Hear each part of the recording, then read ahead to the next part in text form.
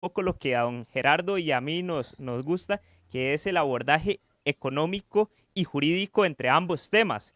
Don Gerardo, no sé si podemos iniciar, si en realidad esta propuesta que presentó el Gobierno Nacional de Costa Rica es en virtud de la pandemia que la economía se ha visto afectada o ha sido un rezago que hemos venido a través de los años.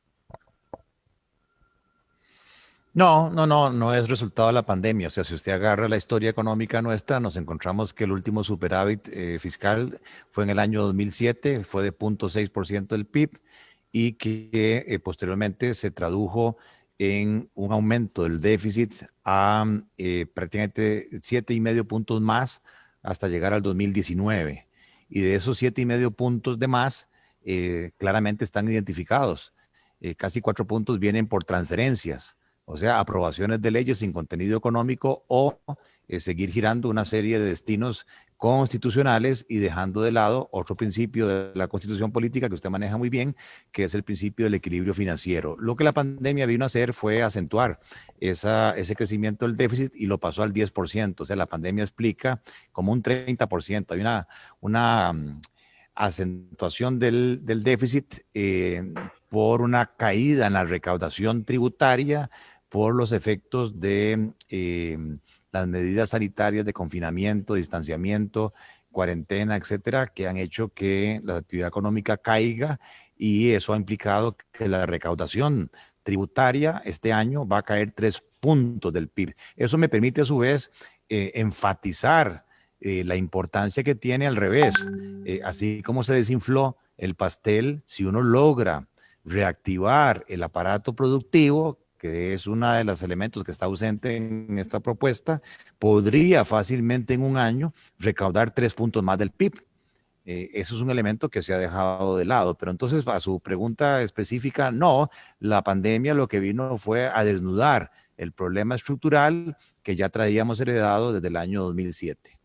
Perfecto, don Gerardo. Creo que, bueno, hoy el tema es bastante importante porque es democratizar la educación financiera. Dice un dicho por ahí de economía hoy. Hoy el abogado en su casa se une sobre ese dicho. No solo financiera, sino también jurídica, don Gerardo. Sí, sí, sí. No, me hace mucha gracia porque sí, yo cuando salí del BAC me propuse un programa de responsabilidad social que es Economía Hoy y el objetivo es educar financieramente a la ciudadanía porque sí, lamentablemente en primaria, en secundaria, en universidad no nos dan esa formación financiera básica y con independencia de lo que usted vaya a ser, abogado, arquitecto, ingeniero, peón agrícola, constructor, vendedor, todos nos vamos a ver enfrentados con los temas de ingresos, gastos, déficit, tarjetas, medios de pago y por lo tanto uno tiene que educarse para evitar caer en problemas financieros. Las preguntas más importantes de la noche, ¿qué sectores se ha visto vulnerables o pueden estar vulnerables a partir de estas propuestas frente al Fondo Monetario Internacional? ¿Me pregunta a mí o le preguntó a Juan Carlos? Es que Don, pasó un avión y no pude Sí, escuchar. yo no, a tampoco. Don Juan Carlos, no sé si me escuchó la pregunta.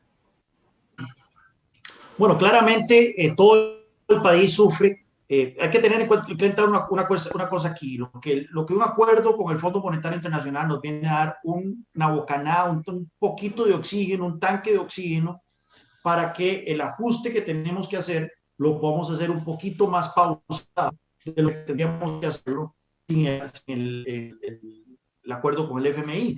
¿Por qué? Porque lo que viene el FMI a darnos es un sello de garantía ante los mercados, ante los agentes externos, llámese calificadoras, llámese acreedores, llámese otros organismos internacionales, donde dice Costa Rica se ha comprometido a un ajuste de consolidación fiscal que cuenta con la vista buena, con el visto bueno del Fondo Monetario Internacional. Y entonces eso hace que los mercados agarren un poco de aire y digan, ok, no vamos a cobrarle a Costa Rica entonces tasas del 9-10%, vamos a cobrarle 6-7%, incluso menos. Don Gerardo es el experto y sabrá exactamente cuánto puede ser el diferencial en materia de tasas de interés de tener un acuerdo o no tener un acuerdo. Entonces, si no tenemos un acuerdo con el Fondo Monetario Internacional, nosotros bien podríamos hacer el ajuste de la misma manera, no necesitamos del Fondo Monetario Internacional, pero ese ajuste para que sea creíble ante los ojos de esos observadores externos tiene que ser más brutal o Claro. más, ¿cuál es la palabra? Un ajuste mucho más expedito y mucho más profundo de lo que podríamos hacerlo con el Fondo Monetario. ¿Por qué? Porque si no lo hacemos así, los agentes externos no van a creernos, van a decir, bueno, el gobierno de Costa Rica nuevamente está pateando la bola, nuevamente está prometiendo el oro de moro y al final no va a cumplir.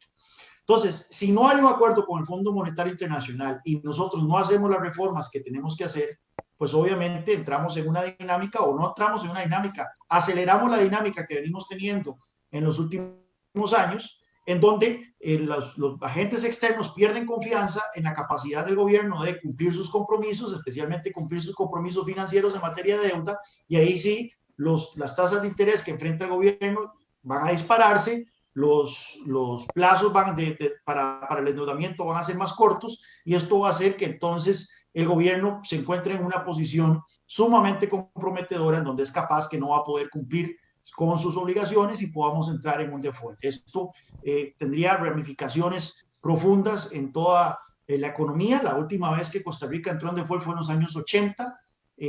Y esto generó un empobrecimiento generalizado. Recordemos que la pobreza en Costa Rica durante el Carazazo aumentó de un 30% a un 54%. Hubo toda una generación perdida de gente que tuvo que salir de los colegios y las escuelas para poder trabajar. La tasa de participación en secundaria no se volvió a recuperar hasta 1997. Eso significa, eso explica más bien que el 60% de la mano de obra de Costa Rica no es calificada, nunca terminó el colegio, y es una carga que hemos venido arrastrando de una crisis que ocurrió hace 40 años. Entonces, si hoy en día volvemos a tener una crisis de una magnitud similar, pues bueno, ya podemos más o menos prever cuáles serán las consecuencias hasta el 2060. Imagínense ustedes Claro. que podríamos estar cargando con las cicatrices de una crisis similar si no hacemos el ajuste fiscal necesario para evitar un default y evitar una crisis similar a los principios de los 80. Don Juan Carlos y don Gerardo, hay dos preguntas bastante importantes y es, ¿estas eventuales políticas pueden ser violatorias al derecho de libertad de comercio e inclusive pueden restringir o disminuir el derecho al trabajo? Don Gerardo primero. Bueno, yo no soy abogado como usted. Estoy estudiando derecho, pero todavía me falta.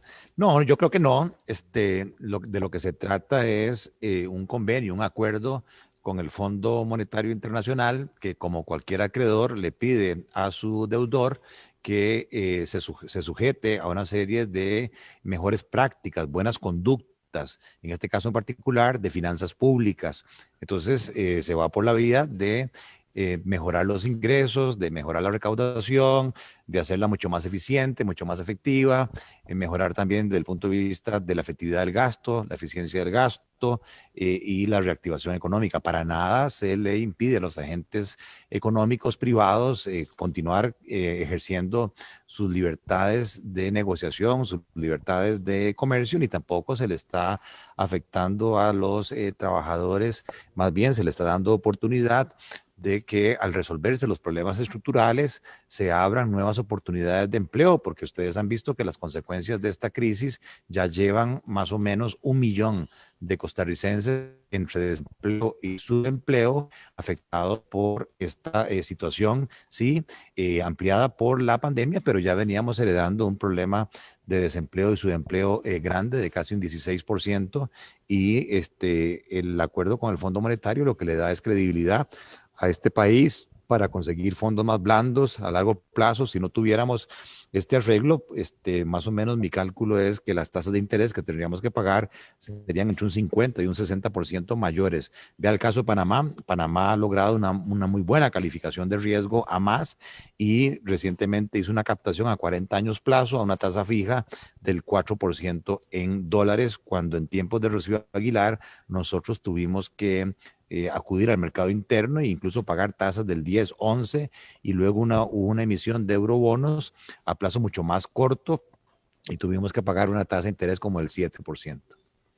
Don Juan Carlos, bueno, antes nada más de hacer una intervención suya, tenemos reportes de sintonía, bueno, de don Juan Carlos Solano, además de todas las personas que nos siguen a través de las cableras. También estamos en canales analógicos, que es 41.1 digital, 38 Teleplus digital, canal 54 Plus TV, Cabletica 549 y canal 76.4 Cablevisión Occidente. Esas son las cableras donde también pueden visualizar, gracias a las 170 personas que ya nos están reportando sintonía a través del Facebook. Dice Erida desde Tres Ríos, además Jairo desde Liberia. Tenemos, bueno, una de las propuestas que es bastante importante, que ha estado, bueno, pegada en Asamblea Legislativa, y justamente uno de los creadores o que participó en la redacción fue don Gerardo Corrales. Pero don Juan Carlos, la ley de creación de fondos de avales y garantías para el apoyo de empresas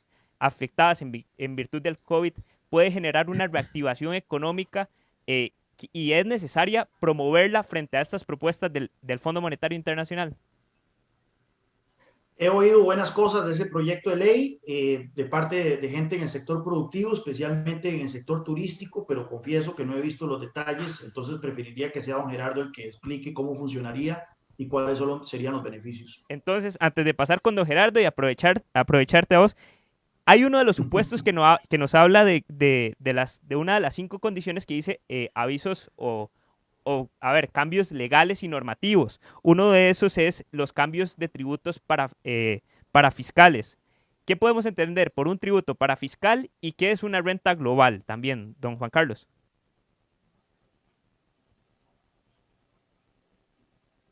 Don Juan Carlos. Sí, bueno, estos son temas el tema de los parafiscales, estos son preguntas para tributaristas. Ok. Entonces, yo confieso que yo estudié Relaciones Internacionales, que es un mar de conocimiento con pero, un centímetro de profundidad. Sobre el análisis internacional. Entonces, hay ciertas cosas. Sí. Ok, sobre ese análisis internacional, nosotros tenemos un régimen de renta territorial en sí.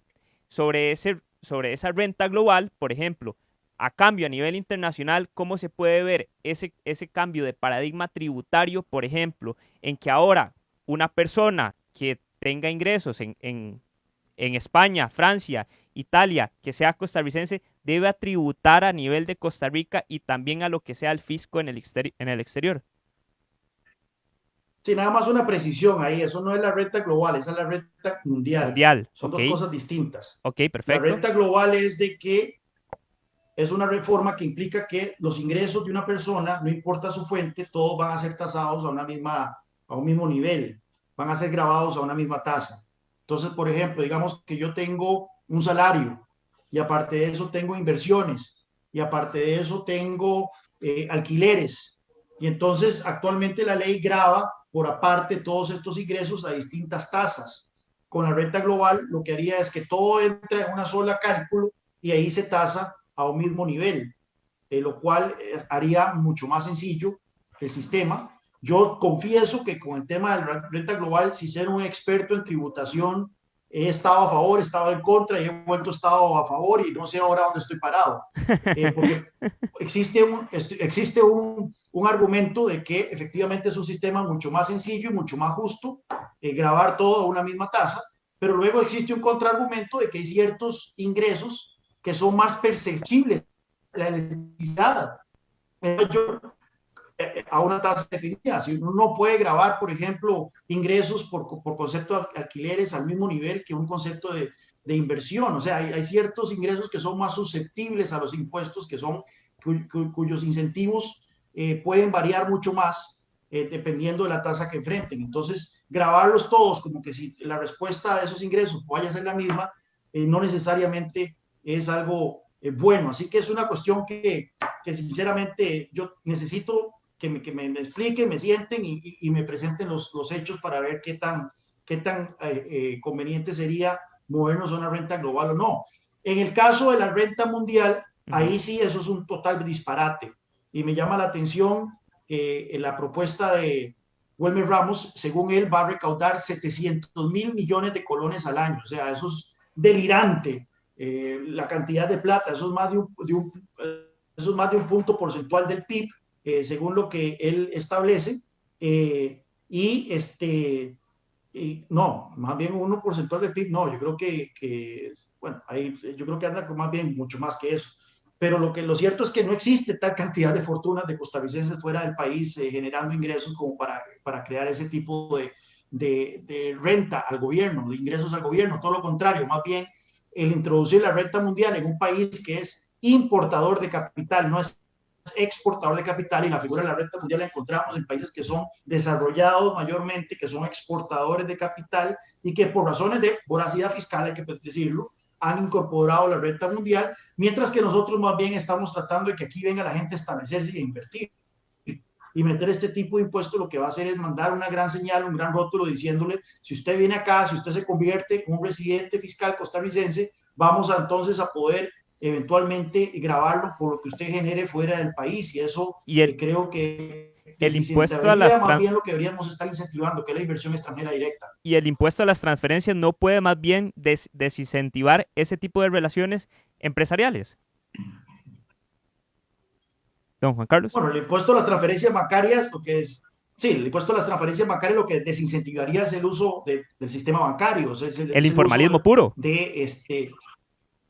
fomentaría la informalidad, y ahí hay un factor importante que hay que tomar en cuenta, y es que yo creo que estos análisis, para usar un término económico, estos análisis del gobierno sobre el impacto que tendrían estos impuestos se hacen casi que ceteris paribus. Hoy recibí aquí un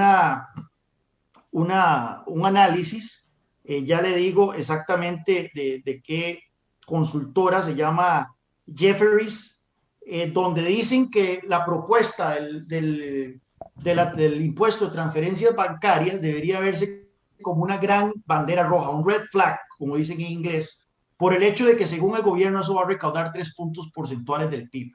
Y dicen de que ningún país en Sudamérica, donde este impuesto ha tenido lugar, ¿verdad? Brasil ha tenido el impuesto de transferencias bancarias, Colombia lo tiene actualmente, Argentina yo creo que lo tuvo, todavía lo tiene, Ecuador lo ha tenido. Dice que ningún país se ha acercado siquiera a poder recaudar 3% del PIB producto de este impuesto, que el que más ha recaudado en su momento, en un cierto punto, fue Ecuador, que fue 1% del PIB. Entonces, a mí se me hace que la gente que diseñó esta propuesta, el gobierno, ellos creen que ellos pueden meter un impuesto nuevo y que el comportamiento de la gente, el comportamiento de las empresas, el comportamiento de los agentes económicos no va a variar, cuando eso es lo que ocurre precisamente. Una vez, si usted le mete un impuesto a la lotería, ¿cuál va a ser la respuesta lógica de la gente? Pues irse a buscar los tiempos ilegales. Si usted le mete un impuesto a las transferencias bancarias, ¿cuál va a ser el comportamiento de la gente? Pues bueno, de usar efectivo. Si usted le aumenta el impuesto temporalmente a las empresas a un 36% por 2 años o 3 años, ¿cuál va a ser la reacción de las empresas? Posponer inversiones por 2 o 3 años. Entonces, se me hace de que los cálculos del gobierno sobre cuánto ellos pretenden recaudar de esta propuesta, que son delirantes, según ellos 5 puntos porcentuales del PIB en un año, cuando nunca antes se ha llegado siquiera a 1.3, 1.5 en una reforma fiscal, están basados en esos supuestos de que la gente va a continuar actuando exactamente igual a como si no hubiera un impuesto mayor o un nuevo impuesto. Así es, don Juan Carlos. Tengo otra consulta para don Gerardo Corrales. Justamente antes de entrar del programa, don Gerardo me tenía estudiando el programa de Economía Hoy. Estaba viendo que don Gerardo estaba reunido con el ministro de Hacienda y en efecto el gerente del Banco Central de Costa Rica. Don Gerardo dio una propuesta bastante importante y quisiera desgranarla en este momento, que es la unificación del sistema de compras públicas a través del SICOP. ¿Por qué es importante eso y qué beneficio nos daría y bajo qué principios tributarios nos podría beneficiar y de recaudación de tributos? Sí, solamente una observación ahí, Denis. Es el presidente ejecutivo del Banco Central. El gerente todavía está en proceso de ser reclutado. Don Rodrigo Cubero es el presidente del Banco Central que nos acompañó junto con don Elian. Sí, esa propuesta no está en lo que el gobierno planteó y desde hace tiempo se busca centralizar todas las compras del sector público por mera lógica del sector privado. Cuando usted tiene varias compañías, no hace compras individuales, sino que usted acumula, la proveeduría es una sola. Usted acumula volumen porque a través de volumen logra descuentos, mejores precios de parte de sus proveedores. Es una lógica de negocio aquí y en todas las partes del mundo. Pero además, si usted automatiza esas compras y obliga que sin distingo todas las entidades públicas tengan que hacer sus adquisiciones en esa plataforma virtual, usted genera trazabilidad, usted genera transparencia, usted genera tranquilidad, confianza, porque cuando usted maneja presupuestos millonarios, a mí de chiquillo me decían, el diablo es una persona con cola y rojo y con cachos y anda con un tenedor y huele a azufre. No, yo nunca lo he visto, pero el diablo sí son las tentaciones. Y una de las grandes tentaciones es la corrupción.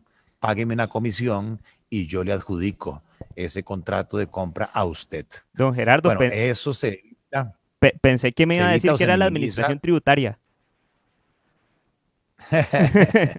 Se minimiza cuando usted tiene el registro y usted entonces puede ver todas las ofertas que se presentaron, puede ver todos los precios que se presentaron, puede ver transparentemente a quién se le adjudicó y la Contraloría se le facilita su tarea. Entonces se ha dicho que aparte del tema de control, si logramos centralizar todas las compras que hoy solamente como un 40-45% del sector público lo hace a través del SICOP, lograríamos un ahorro cercano al 0.5 del PIB, que equivale más o menos al aumento que están haciendo del impuesto de los bienes inmuebles, que es un bombazo, o sea, es un 300% de aumento del 0.25 al 0.75 y que afecta obviamente más a las personas que tienen propiedades de montos menores. Entonces sí, yo creo que hace falta agregarle el tema del SICOP.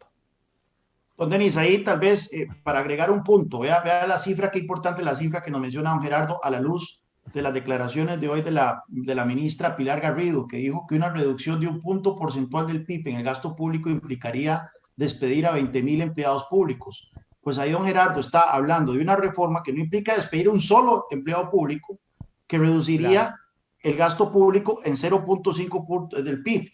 Si a eso le agregamos, por ejemplo, eliminar el salario escolar, 14º salario, que eso nos ahorra como 0.4-0.5% del PIB, no implicaría despedir un solo funcionario público. Ahí ya tenemos un ahorro de un punto porcentual del PIB, sin despedir un solo funcionario público. Nuevamente, es la falta de voluntad del Poder Ejecutivo de poner estas reformas sobre el tapete y tratar de asustar con la vaina vacía de que recortes del gasto necesariamente implica poner a decenas de miles de empleados públicos en la calle.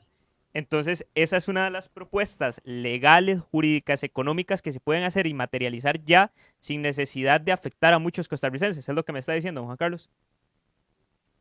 Bueno, ¿a quién afectaría? Excepto a los, como mencionó don Gerardo, los que medran de la corrupción en el sector público. ¿A quién afectaría esa centralizar las compras del sector público a través del SICOP? A nada, a nadie. Más bien beneficia al contribuyente. Eliminar el salario escolar sí perjudica a los funcionarios públicos, claramente.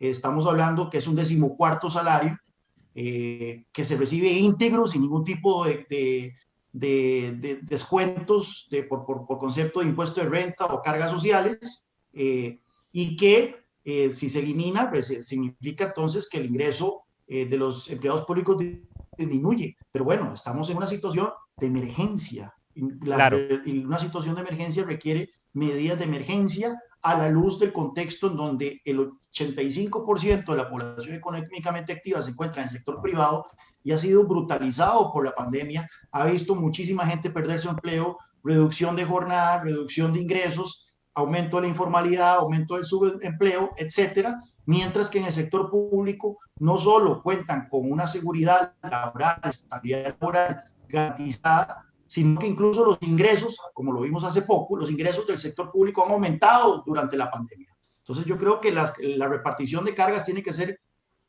pareja y es por eso que es muy necesario este tipo de medidas para estabilizar las finanzas estatales. Así es, don Juan Carlos. Vamos a ver, don Gerardo Corrales, hay una serie de consultas que hice aquí a través del Facebook Live que, bueno, me parecen bastante importantes abarcar y me gustaría enfatizar sobre esta porque yo he escuchado algunos de sus programas en donde una de sus propuestas es la apertura de créditos blandos, la reactivación, bueno, que generaría una reactivación económica mucho mayor a través de tasas de interés de un poco más bajas. Y dice don Randall Mata, analizando la propuesta completa, ¿qué quitarían y qué consideran que es factible y de las cuales consideran, o sea, cuáles son factibles de estas propuestas y cuáles son las propuestas que ustedes darían? Primero, don Gerardo. Bueno, vamos a ver. No hay mucha opción. La gente tiene que entender el tamaño del problema. Al gobierno le hacen falta al año 10.000 millones de dólares. Esa es la magnitud del problema. Sus ingresos apenas cubren el 45% del gasto que pretende hacer. Tiene que seguir financiándose con deudas. Es un problema típico de una familia. Cuando una familia se da cuenta de que sus gastos apenas con sus ingresos cubre el 45% de ese gasto, de inmediato se encierran a ver cómo hacemos para recortar el gasto. ¿Cómo hacemos incluso para vender la casa en que vivimos y pasarnos a un apartamento más sencillo, más pequeño, y con la diferencia de plata amortizamos la deuda? O cómo vendemos el carro y nos pasamos a andar en bus, porque la necesidad, como decimos en Paraíso, tiene cara de caballo, ¿verdad? Esa voluntad no se ve desde el punto de vista del gobierno y eso causa mucha ofensa, mucho malestar en la comunidad.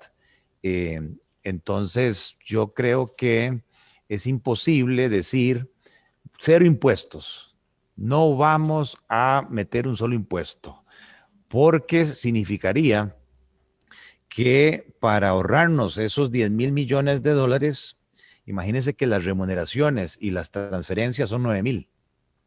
O sea, tendríamos que despedir a todos los empleados del gobierno central, 145.000 empleados, y habría que eliminar todas las transferencias Claro, y aún así nos falta plata. ¿Por qué? claro. Pues porque hemos acumulado un nivel de deuda que hace que ya entre amortizaciones e intereses casi se acerca al 50% del presupuesto nacional. Por eso mi sugerencia es, no vea, 5 puntos del PIB solamente en impuestos, es excesivo, eso es una gula. ¿Okay? No veo ambiente político para el IVA, aparte de que el IVA es regresivo y ya lo vivimos nosotros con la reforma del 2018. Pero sí veo inteligencia en poder decir, bueno, yo vengo al sector financiero, no es una cosa que a mí me guste. El padre de esta idea de meter la tasa Tobin en Costa Rica es Albino Vargas. Desde mis tiempos de banquero, 2009, 2008, 2010, insistía, y ahora que se la ponen, ahora dice que es demasiado duro. Que no lo entiendo. Bueno, el tema es el siguiente, vea, cuando usted agarra los movimientos financieros del país, se da cuenta que al año se mueven 750 millones de transacciones. Ok. Y que el valor de la plata que se mueve ahí, ojo la cifra que le voy a dar, 400.448 miles de millones de colones. Ujú. O sea, no acaba en la mente ese montón de ceros, ¿verdad? Y de cifras, que es lo que se mueve aquí financieramente hablando. Pero ojo, en esas 750 millones de transacciones, hay 350 millones de transacciones de tarjetas de débito. Ok. Hay 150 millones de transacciones con tarjetas de crédito. Hay alrededor de 200 millones de retiros de cajero automático y hay 4 millones de transferencias vía SIMPE. Pero desde el punto de vista del monto no llegan ni al 5%. Quite todo eso.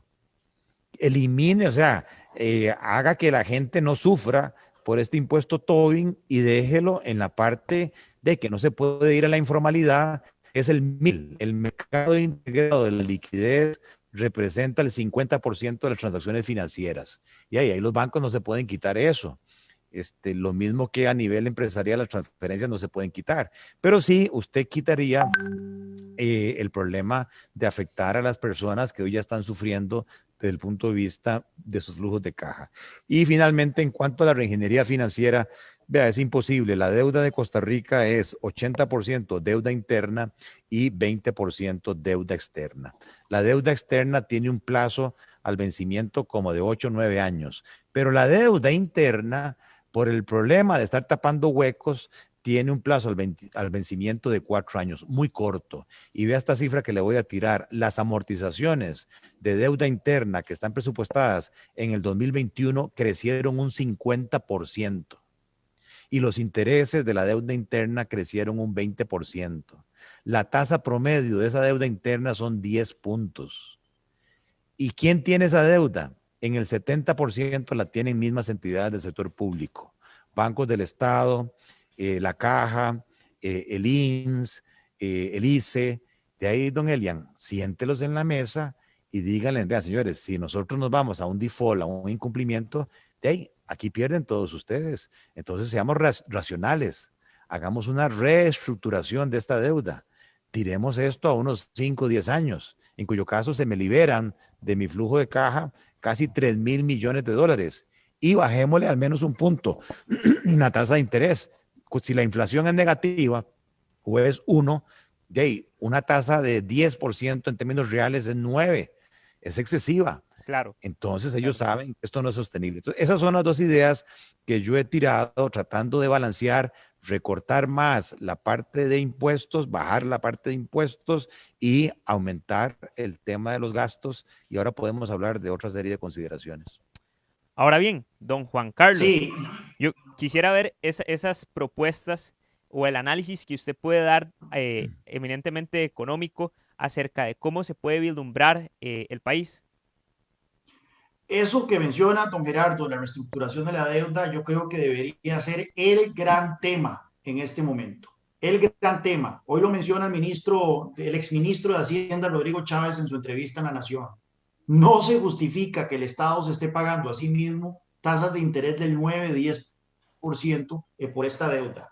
Entonces, si allá en los años 80 el gobierno costarricense designó un equipo para ir a renegociar la deuda externa que teníamos en ese momento con otros organismos, con otros gobiernos, etcétera, y lo hicimos exitosamente, y quien encabezó esa misión fue don Eduardo Lizano, pues manda que no podamos sentarnos a renegociar la deuda dentro de las mismas instituciones del Estado. Es que oigan lo absurdo, que en este momento ese servicio de la deuda, el grueso de ese servicio de la deuda es del gobierno central hacia otras instituciones del Estado, pagándose tasas de interés del 10%. Entonces, el tema de la reestructuración de la deuda debería ser, ya que el servicio de deuda para el próximo año está ahí, como lo menciona don Gerardo, casi en el 50% del presupuesto de la República, debería ser la prioridad número 1 en este momento para el primer semestre del próximo año. Con fecha para el primer semestre del próximo año, deberíamos de tener una reestructuración de la deuda que alargue los plazos en que el gobierno tiene que pagar estos bonos y renegociar esas tasas de interés. Yo creo todavía que una nueva tasa de interés del 9% es todavía, en términos reales, es todavía muy alta. Me gustaría ver cuál es el costo de oportunidad de esas instituciones del Estado de no meter esa plata en bonos del gobierno y dónde más podrían conseguir un rendimiento de esa magnitud. Entonces, creo que el tema de, como lo mencionó Gerardo, si nosotros reestructuramos la deuda, ahí tenemos un ahorro importantísimo que se puede lograr a partir del próximo año. Y me extraña muchísimo que en este momento no lo estén planteando. Y el otro tema es el tema de la reactivación económica. Cuando se habla de la necesidad de ingresos frescos, ¿por qué de una vez nos condicionamos necesariamente de que tiene que ser impuestos? ¿Quién dice?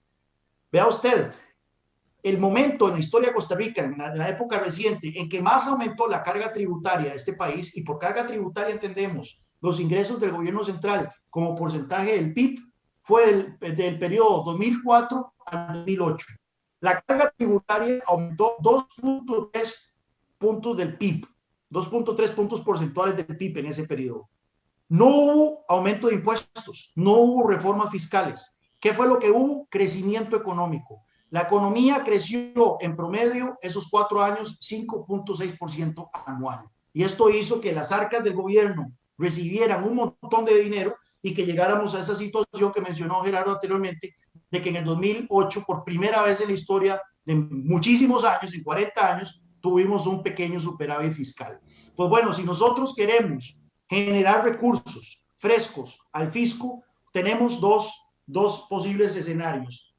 Aumentar impuestos brutalmente en una economía que ha sido diezmada por una pandemia, o incentivar a esa economía, dar las condiciones, crear las condiciones para que haya crecimiento económico, más consumo, más inversión, etcétera, y ahí sí podemos entonces recibir muchísimos recursos frescos. Quiero mencionar un ejemplo, Don Juan si me Carlos, permiten, y para una los que nos pregunta están viendo. para complementar eso. El impuesto de renta de forma extemporánea llamaría a incentivar a esas personas a lo que usted está diciendo, Me ¿o no? imagino que se refiere al impuesto de renta a las empresas o ¿Sí? cómo. ¿De las empresas? Bueno, si un impuesto de renta temporal, que dice que va a ser 2 o 3 años, no recuerdo exactamente, eso lo que va a hacer es que las empresas pospongan sus decisiones de inversión, obviamente. Si usted le dice, mira, te voy a aumentar los impuestos por los próximos 3 años, que yo no voy a invertir más, no voy a crear nuevos emprendimientos ni nada hasta que el impuesto vuelva a su nivel normal. Y gracias por preguntar eso, porque vea qué interesante. Actualmente Costa Rica cuenta con la tasa del impuesto de la corporativo del 30%. Eso es más alto que el promedio latinoamericano, que es un 27%, y es más alto que el promedio de la OCDE, que es un 24%.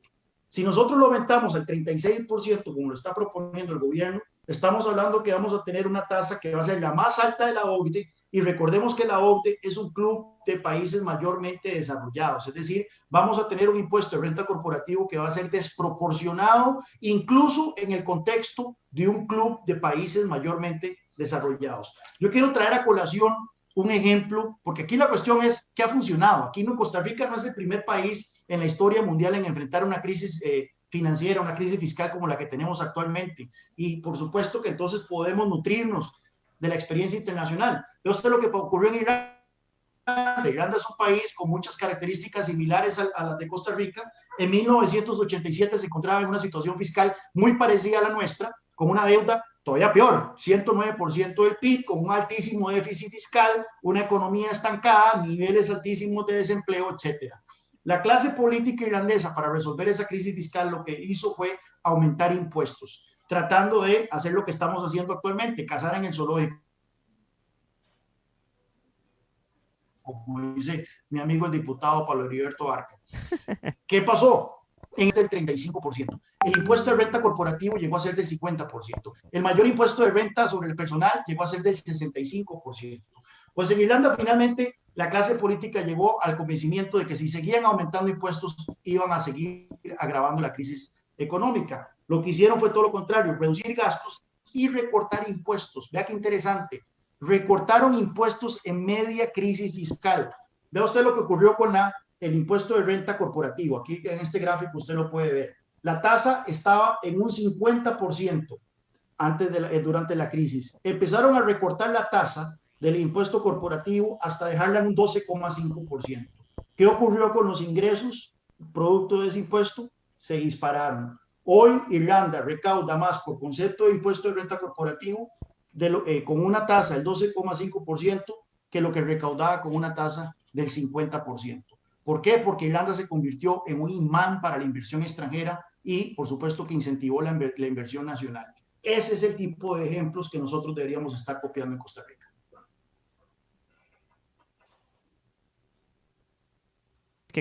Que nos preguntan los radioescuchas vía la transmisión de Facebook Live y a través del WhatsApp. Dicen están consultando que si usted está a favor o no del impuesto de transferencias y lo que es el impuesto sobre los bienes. A mí me preguntan. A don Gerardo. Ok. Don Gerardo. Vamos a ver. No se llaman voluntarios, se llaman impuestos. Y desde tiempos bíblicos, e incluso los que recaudaban impuestos no eran muy agradables.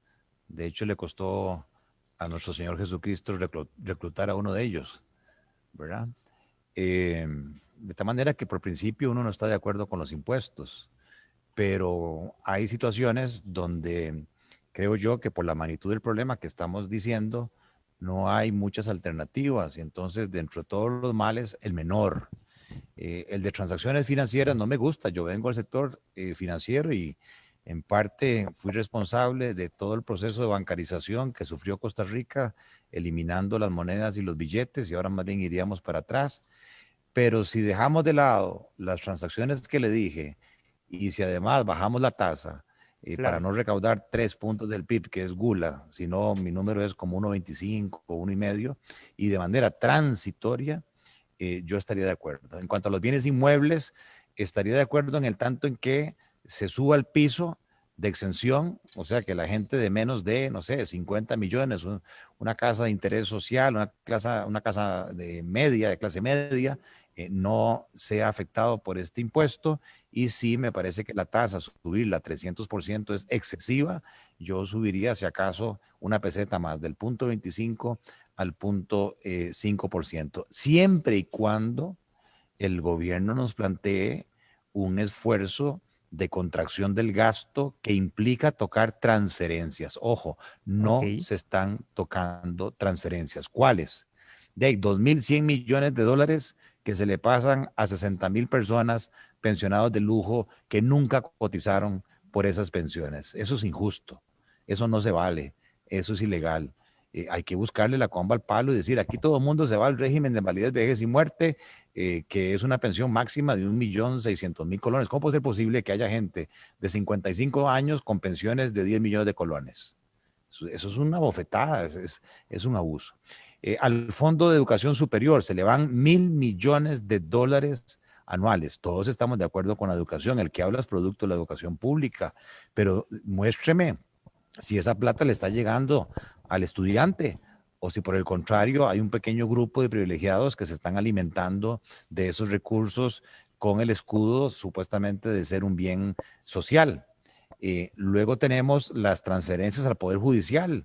Se van 800 millones de dólares al Poder Judicial y ahí todos sabemos cómo se gana en el Poder Judicial. Yo no tengo nada contra los jueces, pero la misma constitución política habla de un principio de equilibrio financiero. No está obligado el Estado a seguir transfiriendo esas sumas Y de razonabilidad y millonarias. Y lo proporcionalidad. otro, claro, y lo otro que yo haría es una tesis laboral legal que creo que tiene todo el sentido. Usted que es abogado, me parece que los pluses no son un derecho, Claro, los pluses son una expectativa.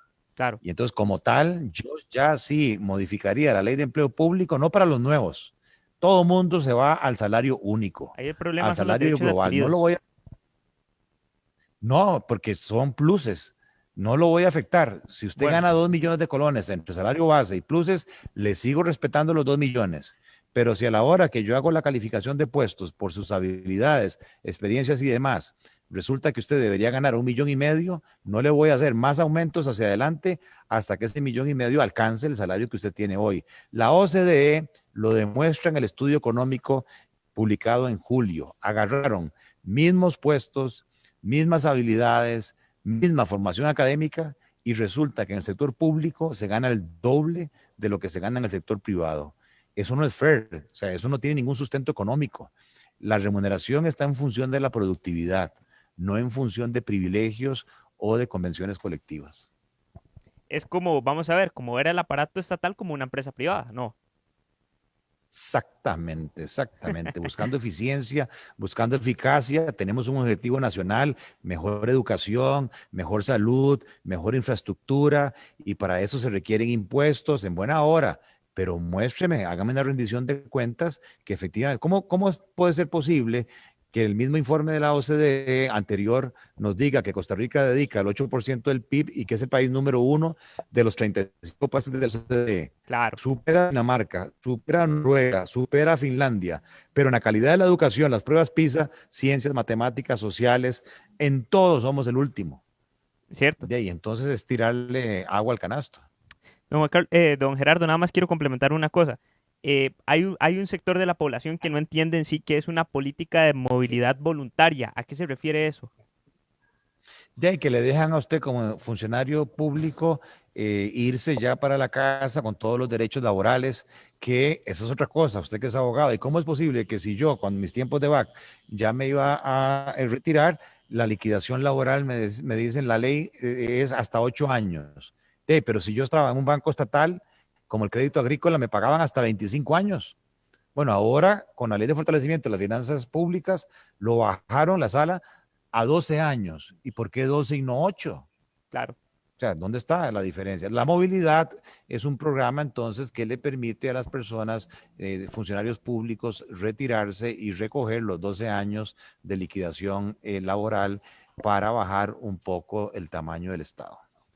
Don Juan Carlos, creo que, bueno, el tiempo nos va premiando un poco, pero usted ayer en un programa, en un diferente medio de comunicación, usted ya dijo de que hay que devolvernos casi que hasta septiembre cuando se aprobó más o menos fue lo que este servidor entendió, cuando se aprobó la ley de fortalecimiento de las finanzas públicas, que inclusive políticamente vamos a ver un fenómeno muy parecido. ¿Será así? Es que aquí tenemos que pensar aquí tenemos que ponernos en el zapato de quienes nos están liderando en este momento. Ellos no están pensando para el 2024, ellos no están pensando para el 2030, ellos no están pensando para el 2035, ellos están pensando para el 7 de mayo, o mejor dicho, el 8 de mayo del 2022 al mediodía. Eso es lo que les interesa, entregar las llaves de la presidencia sin que la crisis les estalle a ellos. Entonces, las medidas que están planteando tenemos que verlas a la luz de esa realidad. Cada vez que en Costa Rica se han aumentado impuestos para hacerle frente a una crisis fiscal, la situación fiscal del país se vuelve a deteriorar después, pasados de un par de años, pasados unos pocos meses. Recordemos de que cerramos el 2019 con un déficit fiscal del 7% del PIB. 7%, que en ese momento era el más alto en 40 años. Esto a pesar de que se había aprobado la reforma fiscal en diciembre del 2018 y gran parte había entrado en vigencia en julio. Uno esperaría que la situación fiscal más bien hubiera mejorado un poquito, no que se continuara deteriorando. ¿Por qué? Porque una vez que los gobernantes aprueban nuevos impuestos, se relajan, pierden el ímpetu para realizar las reformas del gasto que nos han prometido y siempre nos llegan con la misma propuesta, ¿verdad? Bueno, vamos a hacer en verdad aumento de impuestos y vamos a hacer reformas del gasto, pero necesitamos los impuestos primero, porque la situación apremia, porque estamos en una situación de crisis y necesitamos esos recursos frescos ya. Pero una vez que no los aprueben, vamos a hacer las reformas del gasto. Y ahí viene qué pasa, nunca hacen las reformas del gasto. ¿Qué es lo que pretende el gobierno con este acuerdo del FMI? Hablábamos al inicio de la entrevista. El convenio con el FMI es un sello de más o menos, no diría que garantía, pero es un sello ante los agentes externos de que el gobierno costarricense se comprometió a un programa de ajuste fiscal. Lo que el gobierno pretende con esta propuesta, tal como está planteada, es lo siguiente: tener acceso a recursos vía impuestos para el primer semestre del próximo año, lo que le generen el impuesto de transacciones bancarias, lo que le generen los impuestos de el aumento de renta, etcétera, mientras la economía va a ir contrayéndose, va a ir deprimiéndose por el peso de estos impuestos, pero eso le va a alcanzar para el primer semestre y para el segundo semestre muy probablemente lo que va a ocurrir es que el gobierno entonces, con el sello de garantía del FMI, va a buscar endeudamiento externo, más endeudamiento externo, eurobonos o algún tipo de otro financiamiento con organismos internacionales. Y ya con esos dos, adivine qué, les alcanza para patear la bola a mayo del 2022 y eso entonces va a ser ya el churuco, el pleito, la jarana de la siguiente administración. Así de sencillo es lo que estamos lidiando. No nos hagamos ilusiones de que Elian Villegas está pensando para el 2025 o el 2030. Ellos están pensando nada más en cómo entregar la papa caliente a la próxima administración. Efectuadas ayer. Hay coherencia en el discurso de los legisladores en este momento, quienes van a tener en sus manos la decisión, don Juan Carlos. No, y nosotros lo podemos ver por el hecho de que esta Asamblea Legislativa con 43 votos contra 5 fue la que aprobó para levantar la regla fiscal a las municipalidades. Entonces, tenemos que tener también una actitud muy crítica hacia los diputados. Los diputados han salido a decir, no queremos nuevos impuestos, lo cual aplaudo, pero ¿dónde están también entonces las propuestas del lado del gasto? ¿Dónde está siquiera la voluntad? Tal vez no las propuestas, pero la voluntad para cometer reformas del gasto lo suficientemente significativas como para entonces generar confianza en los agentes externos, incluyendo el FMI, que viene un ajuste fiscal serio. ¿Dónde están esas propuestas? Hemos visto que incluso cuando el gobierno ha planteado algunos recortes del gasto, recordamos que el gobierno planteó reducir el FES en 60.000 millones de colones y muchos diputados salieron a pegar el grito al cielo. El gobierno planteó congelar las anualidades por 2 años y algunos diputados se opusieron. El gobierno planteó reducir las jornadas en el sector público para reducir los salarios, principalmente los funcionarios públicos que mejor ganan.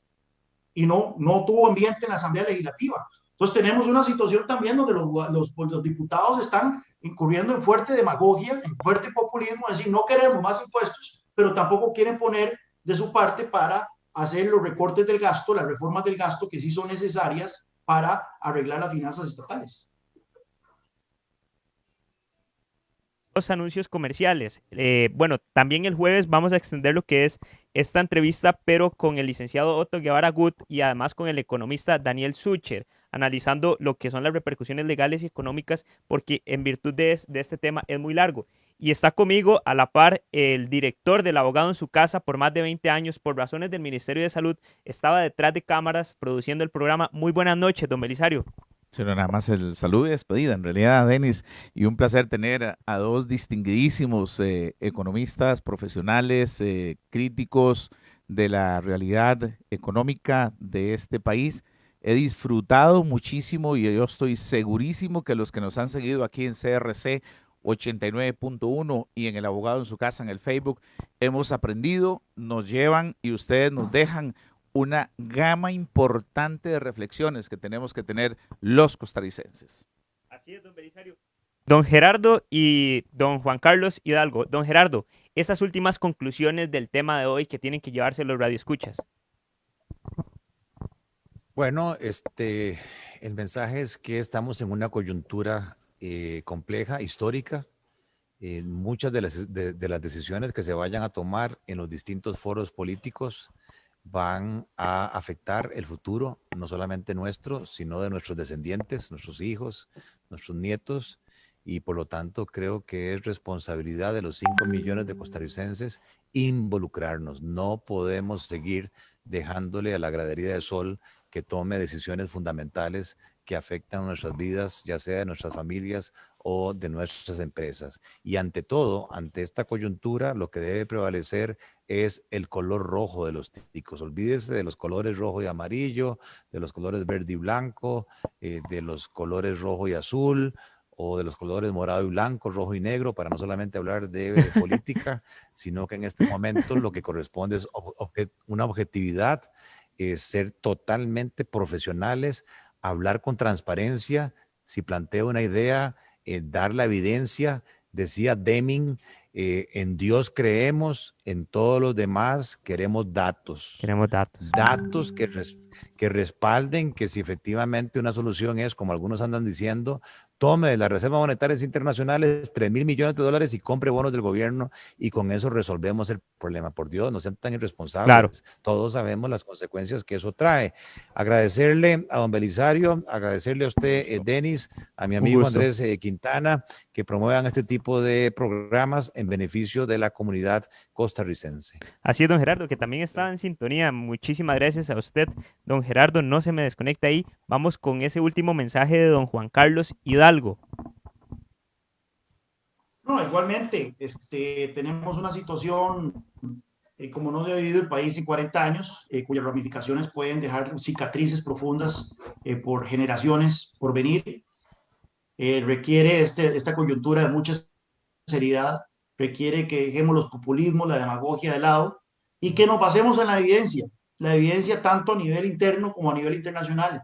El otro día me leí un artículo de Bill Gates con el contexto de la pandemia y él dice, bueno, cada vez que yo me enfrento con un problema, me hago 2 preguntas. ¿Soy el primero en enfrentarme a un problema como este? Y si la respuesta es no, ¿qué han hecho otros para hacerle frente a ese problema? ¿Y qué ha funcionado y qué no ha funcionado? Pues en este caso, Costa Rica no es el único país en la historia mundial que ha enfrentado una situación fiscal comprometedora. Muchos países a lo largo de la historia han tenido situaciones iguales o peor.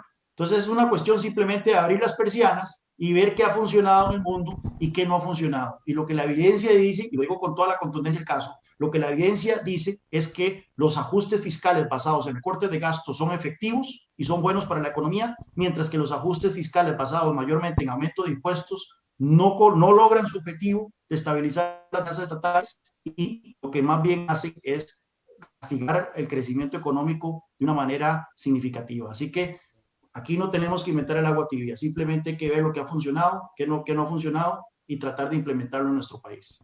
Don Belisario, ese último agradecimiento a ambos invitados. Sí, muchísimas gracias, don Juan Carlos, don Gerardo. Tal vez si nos dan las páginas de Facebook en donde ellos participan constantemente de la realidad nacional, pues para que los oyentes podamos seguirlos, porque cada vez que uno accede a don Gerardo y a don Juan Carlos, realmente uno aprende. Así es, don Gerardo. El Facebook, si no me equivoco, Economía Hoy, además por Facebook, Instagram y Twitter. Don Juan Carlos Hidalgo, de la misma forma, tiene una página personal que es don Juan Carlos Hidalgo, tanto en Facebook, Instagram y Twitter. Y por último, don Belisario, nada más queremos acordarles que el 1 de octubre este programa va a firmar un convenio interinstitucional con el Colegio de Abogados y Abogadas de Costa Rica, además con la Academia Notarial de Costa Rica, en donde, la Academia Notarial de Costa Rica, en donde va a ser en cooperación y en aras al derecho. Don Belisario, creo que lastimosamente el tiempo nos está premiando. Este fue un programa más del Abogado en su Casa con